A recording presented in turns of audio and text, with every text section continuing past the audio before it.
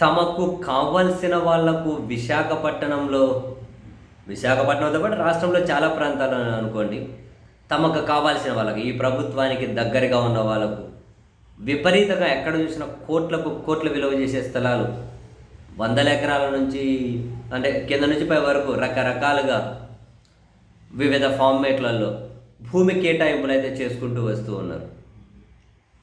అసలు పప్పులు బెల్లాలకి చేసినట్లే వాళ్ళకి కావలసిన వాళ్ళకి ఎంతమందికి ఇచ్చారో ఇప్పటికీ లెక్కే లేదు. తాజాగా అదే విశాఖపట్నంలో వారాంతపు పలుకల ఆయనకు ఆ పత్రికా టీవీ ఛానల్ కోసం ఆ మీడియాకు, వాళ్ళ పత్రికకు విశాఖ హౌసింగ్ బోర్డు స్థలం ఉందట. విశాఖ నగరపాలక సంఘం వాళ్ళ ఆధ్వర్యంలో ఉన్న హౌసింగ్ బోర్డు స్థలం ఉందట. అది ఒక అర ఎకరా కేటాయించాలి అని చెప్పి నిన్న విశాఖ మున్సిపల్ కార్పొరేషన్ జీవీఎంసీ ఆ కౌన్సిల్ ముందుకు వచ్చిందట. ఒక టేబుల్ ఐటమ్గా వచ్చిందట. వారాంత పలుకుల పత్రికకు 1/2 ఎకరం కేటాయించాలి విశాఖ నగరపాలక సంస్థకు సంబంధించిన భూమి అని టేబుల్ ఐటమ్గా. ఎక్కడ? పరదేశీపాలెంలోని సర్వే నంబర్ 203/2 ఇక్కడ 1/2 ఎకరా స్థలం కేటాయింపు అంశాన్ని నిన్న జీవీఎంసీ కౌన్సిల్ ముందుకు తెచ్చిందట. యాక్చువల్గా ఈ రెగ్యులర్ ఎజెండా ఏదైతే ఉంటుందో ఇది 4-5 రోజుల ముందుగానే కార్పొరేటర్లకు ఇవ్వాల్సి ఉంటుందట. అయితే ఇందుకు భిన్నంగా ఈ కేటాయింపు ఏదైతే ఉందో రెగ్యులర్ ఎజెండాలో చేర్చకుండా ఒక టేబుల్ ఎజెండాగా, అది కూడా 67వ అంశంగా ఆఖరి నిమిషంలో కౌన్సిల్ ముందుకు తెచ్చారట. అయితే టేబుల్ ఎజెండాలోనే అన్ని అంశాలు ఆమోదించారట.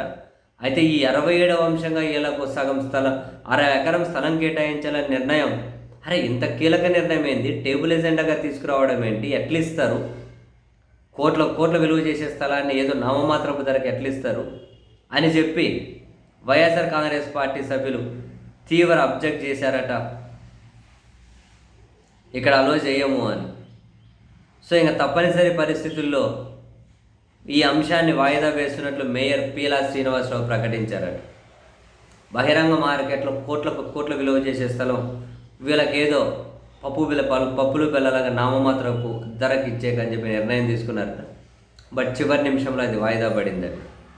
అయితే వాస్తవానికి ఇదే ప్రాంతంలో 2017లోనే అప్పటి తెలుగుదేశం ప్రభుత్వం ఈ పత్రిక కోసం స్థలాన్ని కేటాయించిందట. ఒక ప్రొసీజర్ లేకుండా అంత కోట్ల చేసే విలువ స్థలం వాళ్ళకి ఎట్లా కేటాయిస్తారు అని జగన్మోహన్ రెడ్డి గారు ముఖ్యమంత్రి కాగానే ఆ స్థలం ఇచ్చిన దాన్ని రద్దు చేసి అది పేదలకు పంచాలని చెప్పి నిర్ణయం తీసుకున్నారట అక్కడ. సో అది మళ్ళీ రకరకాలుగా వాయిదాలు పడుతూ వచ్చింది.